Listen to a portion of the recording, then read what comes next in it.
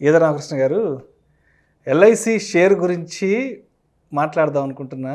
ఎందుకంటే మొన్న మేలో ఐపీఓ వచ్చింది, మార్కెట్లోకి వచ్చేసింది. 949 రూపాయల దగ్గర ఐపీఓకి వచ్చింది. ఇప్పుడు చూస్తే ఆల్మోస్ట్ 650 ఆ ప్రైస్ రేంజ్లో మూవ్ ఆన్ అవుతుంది. దాదాపు 32% డౌన్ అయింది. మనం దీనికి సంబంధించి ఫిబ్రవరిలోనే ఒక వీడియో చేసాం. ఫిబ్రవరి 19th ఒక వీడియో రిలీజ్ చేసాము ఎల్ఐసికి సంబంధించి. ఎల్ఐసి ఈ విషయాల్లో వెనుకబడింది, ఎల్ఐసి మార్కెట్ షేర్ పోగొట్టుకునే అవకాశం చాలా ఉందంటూ కూడా వెనక థంబ్నెయిల్ మీద వెనక ఒక బేర్ బొమ్మ కూడా వేసి మనం ఒక వీడియో రిలీజ్ చేసాం. ఆ టైంలో చాలామంది ఆ వీడియో కింద రకరకాల కామెంట్లు పెట్టారు.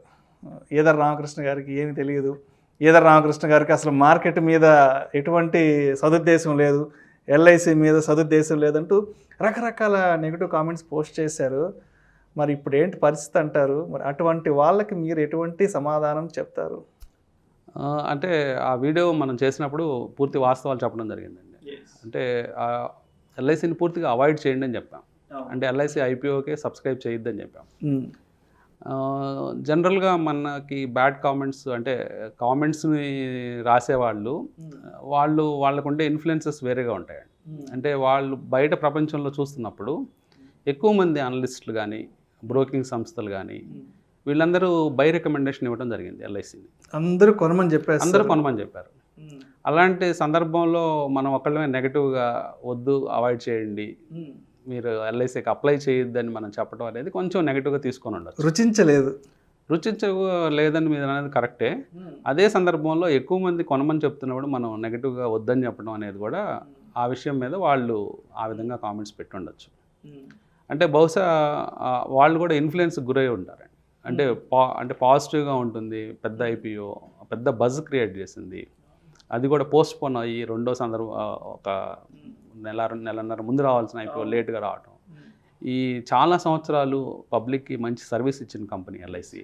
ఫండమెంటల్గా మంచి సర్వీస్ ఇచ్చింది. గతంలో ఒకటే కంపెనీ అంటే భారీ స్థాయిలో దాదాపుగా 99% మార్కెట్ షేర్ ఉన్న కంపెనీగా ఉండేది, పబ్లిక్ సెక్టార్ యూనిట్ అయినప్పటికీ. ఇంత సర్వీస్ ఇచ్చిన కంపెనీ గురించి బ్యాడ్గా చెప్పేటప్పటికి అంటే ఇక్కడ మనం అర్థం చేసుకోవాల్సింది ఏంటంటే ఒక కంపెనీని షేర్గా ఎలా చూడాలి, షేర్ ప్రైస్గా ఎలా చూడాలి, అట్లాగే మార్కెట్లో దాని షేర్ ఎలా ఉంది, అంటే మార్కెట్లో మార్కెట్ షేర్ ఎలా ఉంది, అంటే వాళ్ళ వ్యాపారం ఎలా ఉంది అనేది ప్రస్తుత పరిస్థితి, అలాగే రాబోయే కొద్ది సంవత్సరాలు లేకపోతే కొన్ని దశాబ్దాల్లో జరగబోయే పరిస్థితిని అంచనా వేసుకోవాలి.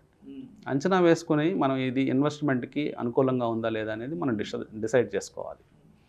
సో మనము ఆ వీడియోలో మనం చెప్పిన విషయాలు ఏంటంటే రాబోయే కొద్ది సంవత్సరాల్లో అలాగే దశాబ్దాల్లో ఈ ఎల్ఐసి మార్కెట్ షేర్ పోగొట్టుకునే అవకాశం క్లియర్గా ఉందని చెప్పాం.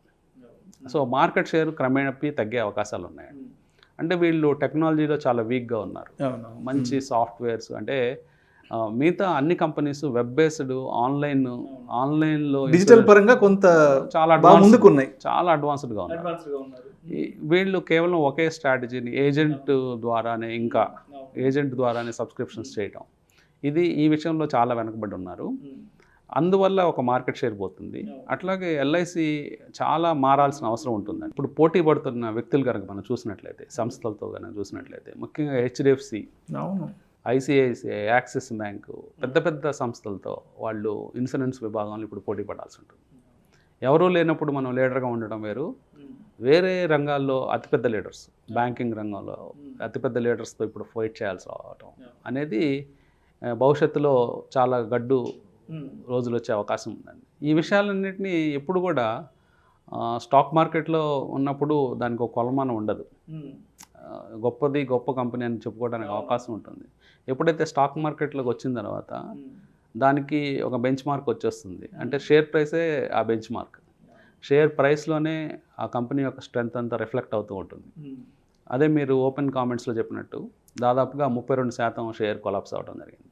అది కూడా కొలాప్స్ కూడా నాన్ స్టాప్గా 1 వేలో పడిపోవడం, ఏమాత్రం కోలుకోకుండా, అంటే లిస్టింగ్ రోజు నుంచే కేవలం లిస్టింగ్ గెయిన్స్ కూడా ఇవ్వకుండా కొలాప్స్ అవ్వడం అనేది బాధాకరం. అయితే ఐపీఓకి వచ్చిన రోజే ఆర్బీఐ వడ్డీ రేట్లు ప్రకటించింది. Day 1 మార్నింగ్ 9:30 మార్కెట్ అవర్స్లోకి ఐపీఓ స్టార్ట్ అయితే 11 o'clock ఆర్బీఐ అనౌన్స్మెంట్ వచ్చింది. అవునండి.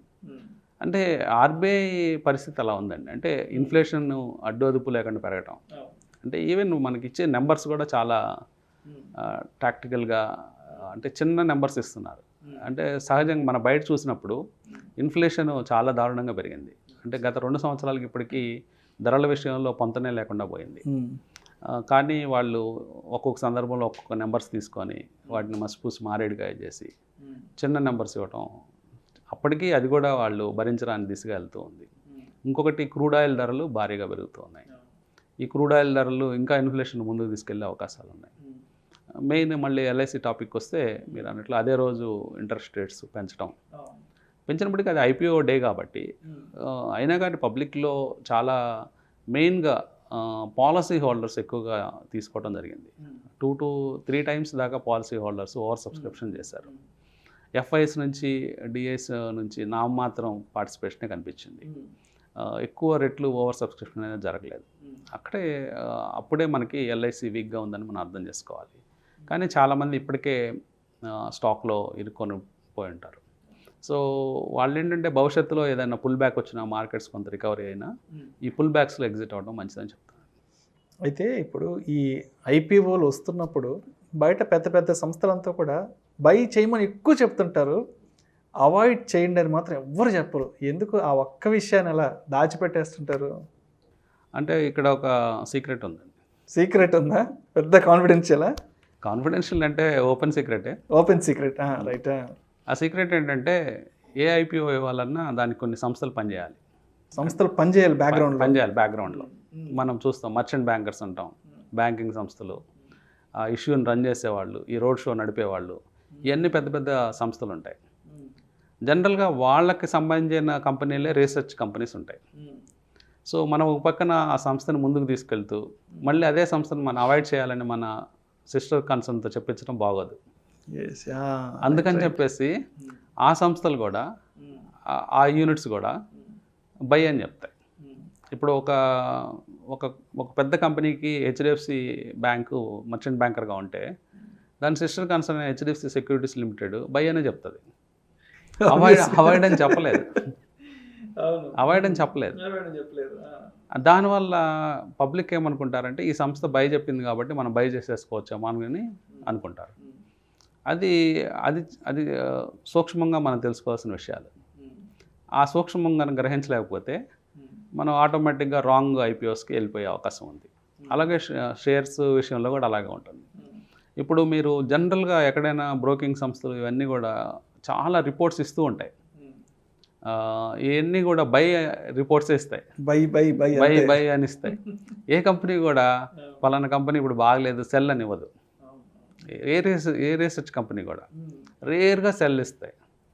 ఎందుకంటే ఇంకా తప్పని పరిస్థితుల్లో ఆ కంపెనీ కొలాప్స్ అయిపోయిన తర్వాత ఆ కంపెనీ ఏమి చేయలేదన్న పక్షంలో ఇప్పుడు ఎస్ బ్యాంక్ లాంటి కంపెనీలు ఎప్పుడు కూడా 400, 300, 200 ప్రైసుల దగ్గర సెల్ ఇవ్వరు.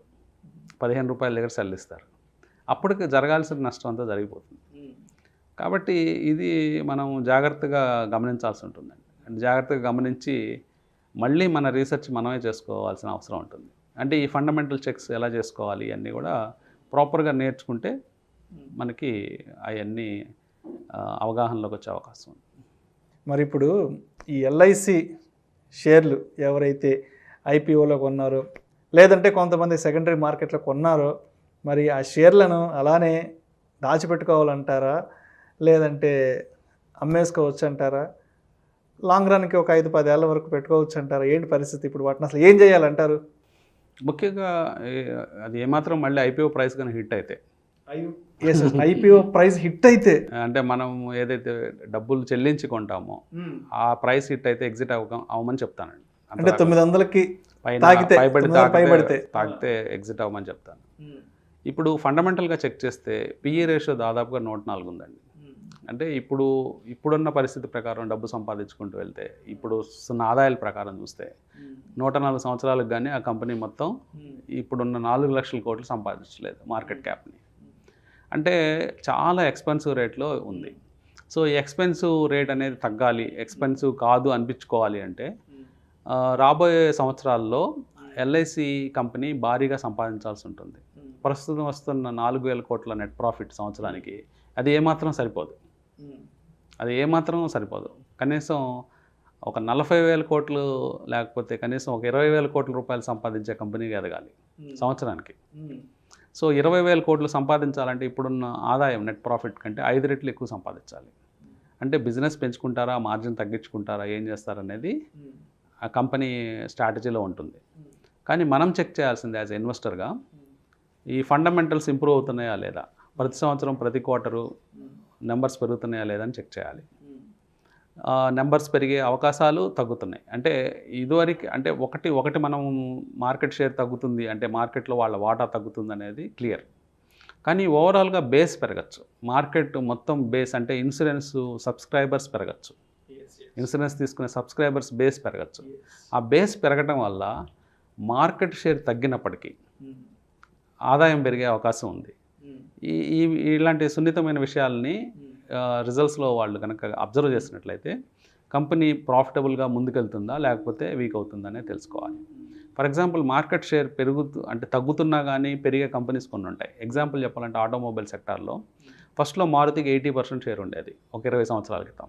తర్వాత చాలా private players, listed company players, రకరకాల ప్లేయర్స్, ఇంటర్నేషనల్ ప్లేయర్స్ రావడంతో దాన్ని మారుతి షేర్ తగ్గుతూ వచ్చింది మార్కెట్లో. దాదాపుగా తగ్గుతూ 40% వచ్చేసింది, 40%, 35% వచ్చింది. కానీ మార్కెట్ షేర్ తగ్గినప్పటికీ ఓవరాల్ నెంబర్స్ పెరిగాయి. ఎందుకు పెరిగాయంటే కంట్రీలో కొనే బేస్ పెరిగింది, కార్లు కొనే వాళ్ళ సంఖ్య పెరిగింది.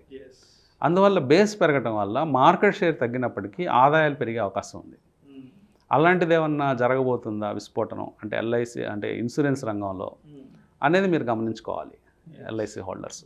సో గమనించుకొని అలాంటి విస్ఫోటనం ద్వారా అందరూ ఎల్ఐ యూనిట్స్ కొనుక్కుంటే లైఫ్ ఇన్సూరెన్స్ యూనిట్స్ అప్పుడు మార్కెట్ బేస్ పెరిగినప్పుడు ఈవెన్ మార్కెట్ వీళ్ళ షేర్ తగ్గినా కానీ పర్సంటేజ్ టర్మ్స్లో overall absolute net profit, absolute sales figures పెరిగే అవకాశం ఉంటుంది.